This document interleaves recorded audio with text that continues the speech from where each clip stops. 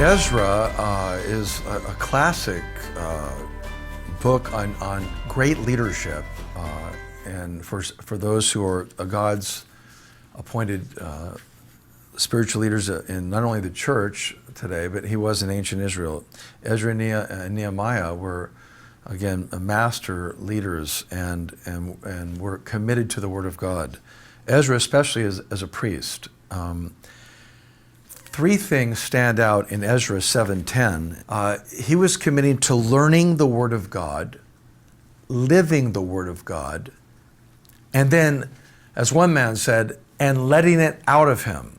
Or he was passionate about the Word of God, therefore he studied it. He set his heart to do it, and then he applied it in his life, and then he proclaimed it. So when I look at Ezra and his preaching, I am motivated and reminded as a pastor that if I'm not living what I'm preaching, I'm playing the game.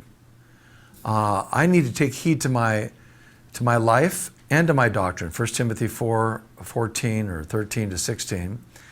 I need to live it before I can proclaim it.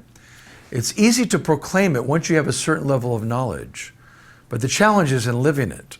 And to have the integrity to stand before a congregation or an opportunity elsewhere beside in a church each week in public settings to preach, as I did recently in Mississippi, and to proclaim the Word. But I've got to be able to see, have the confidence to speak in such a way as that I know that what I'm sharing, I'm living.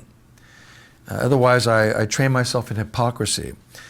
This is very important because as Paul in the New Testament gives us similar language in that we should preach the word in season, out of season, reprove, rebuke, and exhort with great patience and instruction, 2 Timothy 4:2.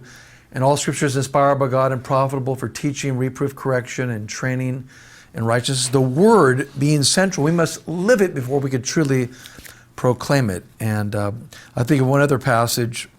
It says in 2 Timothy 2:15, where Paul says we must be able to cut the word straight, be an ashamed workman who's able to rightly divide the word of God. So again, Ezra, I think, is that consummate example and reminder to us that if we're to preach it, we must first live it, and if we're to live it rightly, we must first study it from our heart.